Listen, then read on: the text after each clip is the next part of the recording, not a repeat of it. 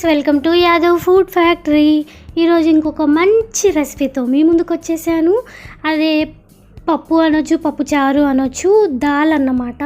So ఇది రైస్లో కానీ, రోటీలో కానీ, పుల్కాలో కానీ చాలా టేస్టీగా ఉంటుందండి. పూరీలో కూడా చాలా బాగుంటుంది కాంబినేషన్. సో మరి ఎలా చేసుకోవాలి ఏంటి అనేది ఇంకా లేట్ చేయకుండా చూసేద్దాం. ఓకే ఫ్రెండ్స్, మనకి మెయిన్గా ఈ పప్పు చేసుకోవడానికి ఈ కుక్కర్లో వేసే ఇంగ్రీడియంట్సే ఇంపార్టెంట్ అన్నమాట. దీంతోనే టేస్ట్ బాగా వస్తుంది. దీనికోసం నేను మసూర్ దాల్, సో ఎర్రపప్పు, కందిపప్పు అంటాం కదా. సో కందిపప్పు వచ్చేసి ఒక 2 కప్స్, చాలా చిన్నవండి, స్మాల్ క్వాంటిటీ, చిన్న కప్స్ 2 వేస్తున్నాను. సో ఒక 2 కప్స్ వేసేసి ఇందులో వాటర్ యాడ్ చేసేస్తున్నాను. సో వాటర్ యాడ్ చేసేసి మనం ముందుగా కట్ చేసుకున్న పచ్చిమిర్చి, అలాగే టమాటో ఇవన్నీ వేసేసుకోవాలి. మీరు కావాలి అనుకుంటే కొద్దిగా టామరిన్ కూడా వేసుకోవచ్చు, మంచి టేస్ట్ వస్తుంది. సో ఇప్పుడు కొద్దిగా హల్దీ, పసుపు, టర్మరిక్ కూడా వేస్తున్నాను. సో సాల్ట్, అలాగే కారం. సో ఇలా చేస్తే ఏంటంటే టేస్టీతో పాటు చాలా టేస్ట్కి టేస్ట్, అలాగే ఇన్స్టెంట్గా తొందరగా అయిపోయిద్దండి పప్పు అనేది. సాల్ట్ అలాగే కారం కూడా వేసేసి మొత్తం అంతా మిక్స్ చేసేసి మూత పెట్టి 3 to 4 విజిల్స్ పెట్టాలండి. సో 3 to 4 విజిల్స్ తర్వాత సో పప్పు అనేది మనకి మొత్తం కుక్ అయిపోయిద్దండి. చూడండి, ఇలా కుక్ అయిపోయిన పప్పుని మనము ఇంకా ఎక్కువ కుక్ అయిపోతే మనము పప్పు గుత్తి పెట్టి చేయనవసరం లేదు.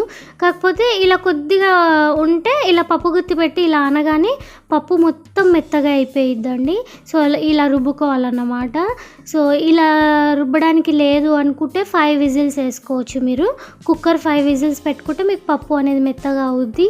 కాకపోతే నాకు పప్పు చేస్తున్నాను అని అంటే నాకు ఇలా పప్పు గుత్తితో తిప్పి చేస్తేనే ఇది పప్పు అని అనిపిస్తుంది. సో ఎందుకంటే చిన్నప్పటి నుంచి అమ్మమ్మ వాళ్ళు, మమ్మీ వాళ్ళ దగ్గర నుంచి ఇలానే చేస్తున్నాం కాబట్టి. సో ఇప్పుడు మనం పప్పు మొత్తం మ్యాష్ చేసేసుకున్నాము. ఒకసారి కలిపేసుకుందాము. మీరు క్వాంటిటీ ఎక్కువ చారులాగా కావాలి, రసంలాగా కావాలంటే వాటర్ క్వాంటిటీ పెంచుకోవచ్చు. నేను మీడియం సెమీ అన్నట్లు పెట్టుకున్నాను. మరీ ముద్దపప్పులా కాకుండా, మరీ పప్పు చారులాగా కాకుండా. సో నెక్స్ట్ వచ్చేసి తాలింపు వేస్తున్నాను. ఈ తాలింపు వేయడానికి మెయిన్ అండి టేస్ట్, మనకు పప్పు టేస్ట్ అనేది తాలింపుతో వస్తుంది. సో తాలింపు కోసం నేను ఇప్పుడు ఆయిల్ యాడ్ చేస్తున్నాను. ఒక తడక ప్యాన్ తీసుకొని, తాలింపు ప్యాన్ తీసుకొని ఇందులో ఆయిల్ వేసేస్తున్నాను.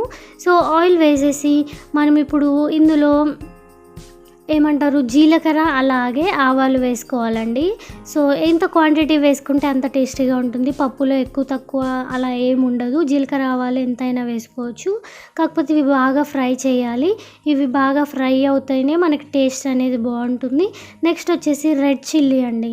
ఒక 3 రెడ్ చిల్లీ ఇలా చిన్న చిన్న పీసెస్ కింద చేసి రెడ్ చిల్లీ కూడా వేస్తున్నాను.